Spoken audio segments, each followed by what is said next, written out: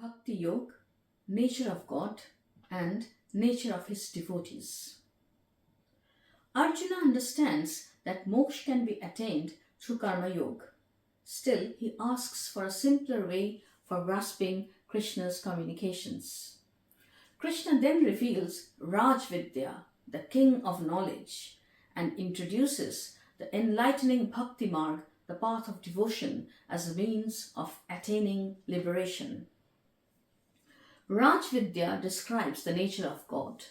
Krishna himself describes his own nature as being omnipotent, and by his magical opulence, all beings are situated in him, but he is not present in them. He transcends the material world.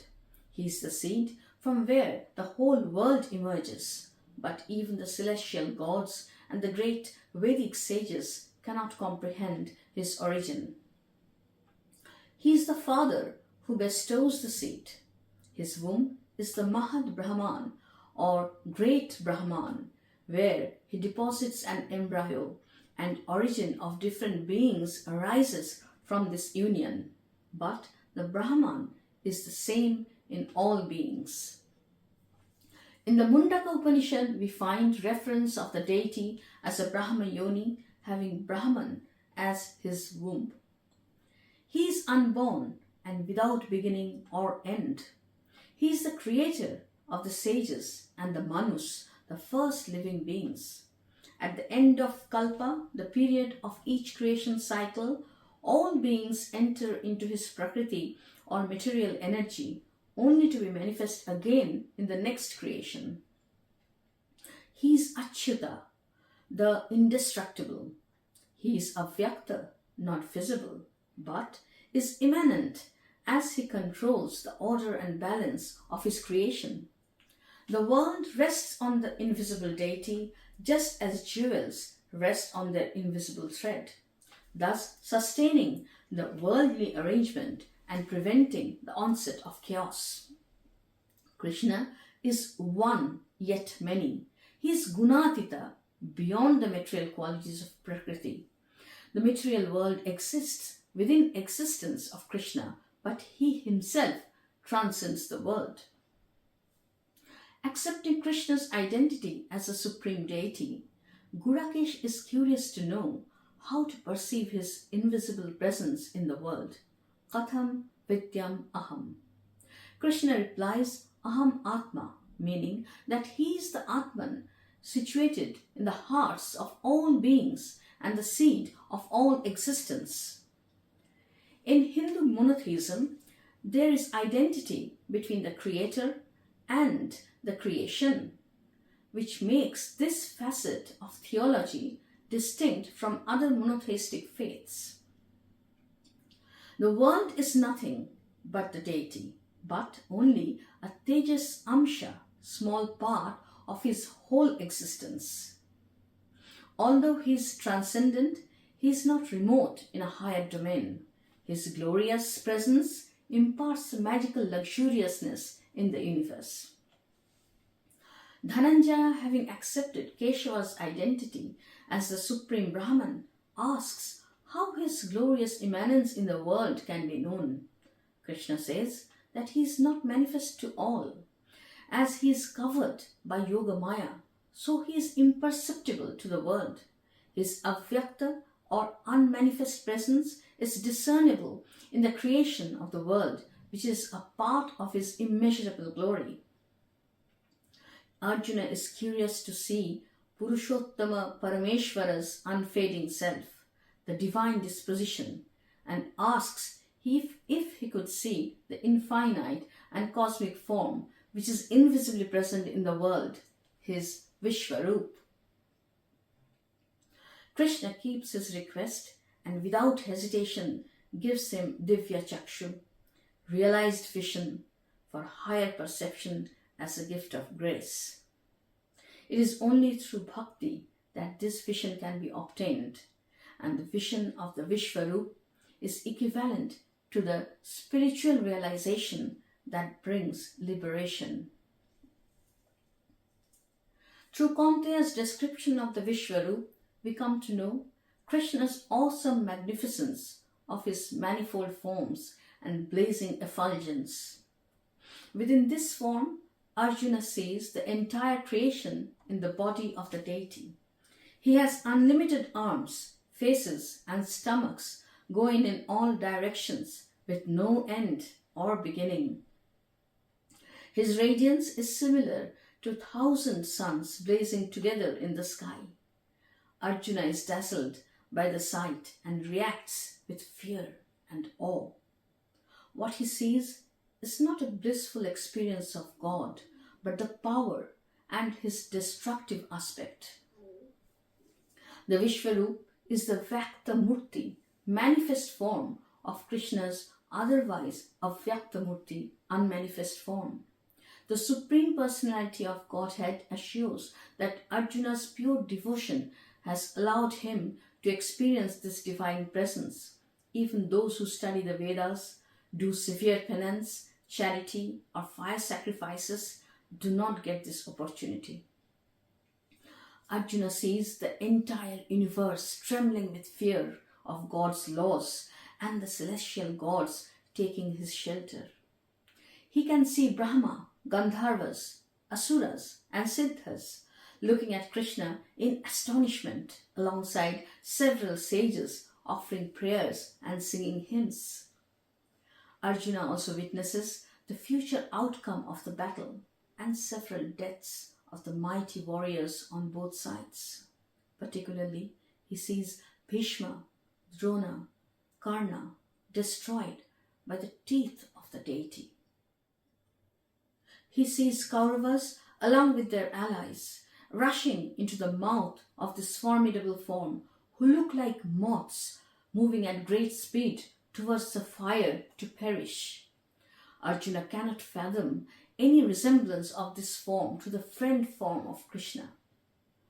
He fears that he may not have given Krishna the due respect in the past and requests him to withdraw the Vishwarup.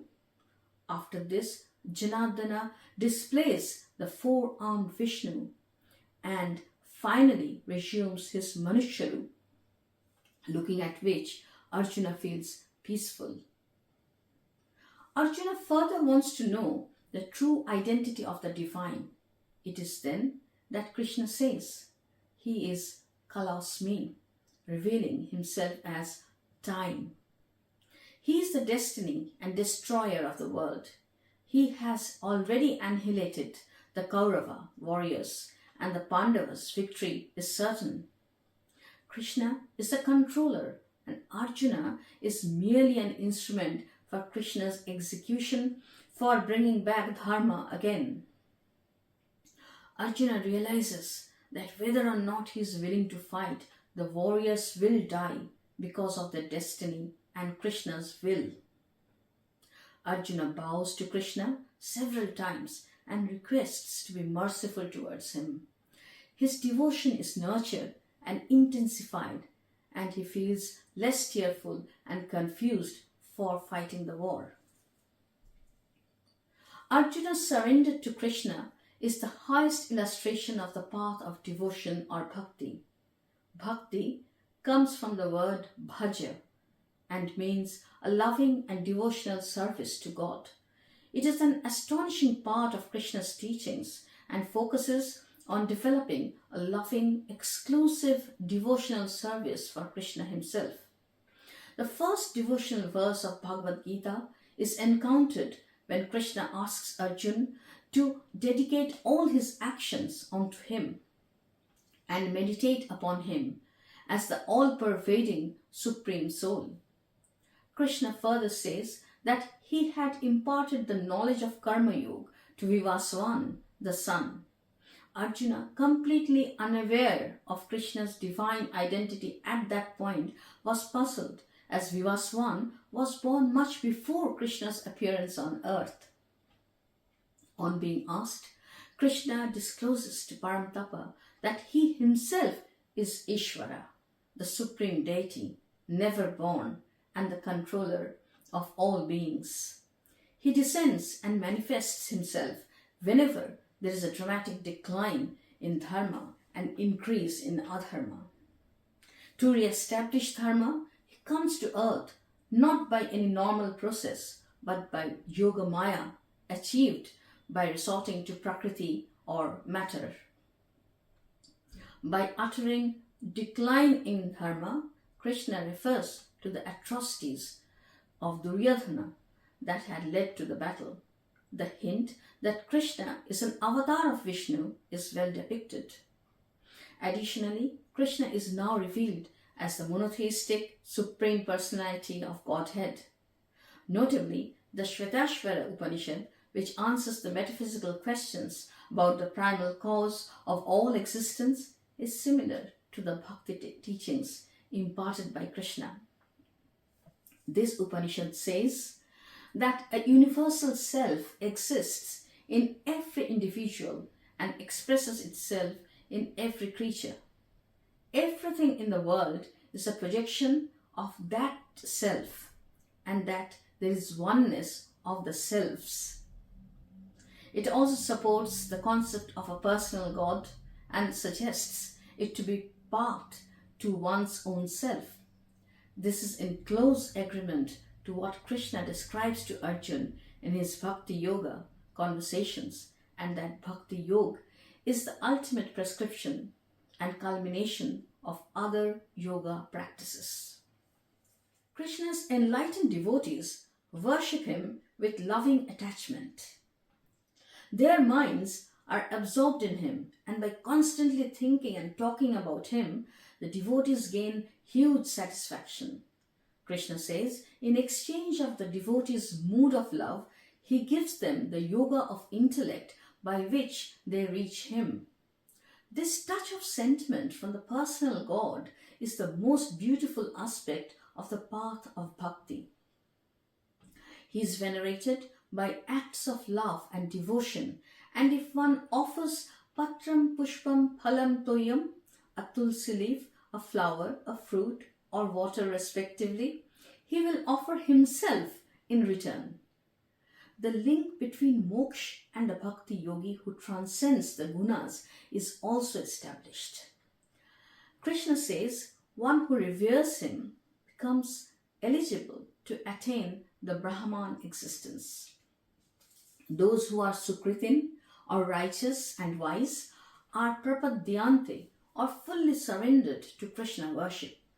However, dushkritins or miscreants are unaware of existence of the deity due to ignorance and illusion because they are deluded by the three gunas, namely satya, rajas and tamas. They are rough, violent, ill-mannered and materialistic people. They sometimes take the form of asuras, rakshasas or demons. In the Dwapar Yuga, the demons took birth in royal families in the form of Kauravas. Krishna says that regardless of one's birth, including women, Vaishyas and Shudras, lifestyle or background, anyone who worships him undeviatingly with devotion and realized knowledge of his identity as an all-pervading controller of the world will attain the highest spiritual goal of liberation. By mentioning gender or caste, Krishna does not mean to degrade them. His intent is to elevate them for the ultimate goal of liberation. This worship differs from Vedic rituals, as these rituals are performed without knowledge of the existence of Supreme Deity and yields temporary results, but not liberation. He refers to himself as Bhoktaram Yagga Tapasam, the true object of Yagga. Devotees who realize him as the enjoyer of all sacrifices and austerities, as the Supreme Deity and a selfless friend, will attain peace. The blessing one gains through the rituals is gifted by Krishna, as he is the Supreme Controller. The Mahatma, or rare souls who practice Bhakti Yoga and worship him directly over many births, perceive Vasudeva Sarvam Iti, meaning Vasudeva is all things. This is God realization, and they reach Vaikuntha, the abode of the divine. Upon hearing about liberation being attainable through bhakti, Arjuna becomes curious to know how can one think about him during the Prayankal or death. Krishna suggests that if throughout one's lifetime the mind is engaged in fixing thoughts on him, then at last hour they would remember him. This is a clear integration of Dhyan Yoga and Bhakti Yoga. Krishna asks Arjuna to become conscious of Krishna's presence, absorb his mind in him, and start worshipping him with devotional offerings, and finally dedicate all his actions to him. Having known about the various practices to attain liberation, Arjuna inquires about the best spiritual practices between Dhyan, Gyan and Bhakti. Krishna says the path of devotion is the highest and Bhakti yogis are his dearest. They fix their minds on him and always engage in his devotion with steadfast faith. Between worshipping his unmanifest form of Brahman and the personal form, devotees who worship the latter are the best yogis. The formless Brahman is unmanifest, imperishable, undefinable, all-pervading, unchanging, eternal, and immovable. Those who worship by restraining their senses and being even-minded everywhere, engaged in welfare of others, looking up to the formless aspect of the absolute truth, also attain him. But for the embodied souls, it may not be easy to meditate upon the unmanifest form. The consciously surrendered devotees attain liberation who absorb their mind completely in Krishna, worship his personal form, and dedicate all actions to him with mind and intellect.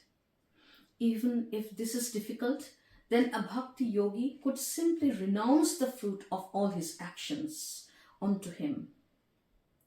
Any meditation is higher than knowledge. However, better than meditation is the renunciation of the fruits of actions, because it immediately leads to great peace.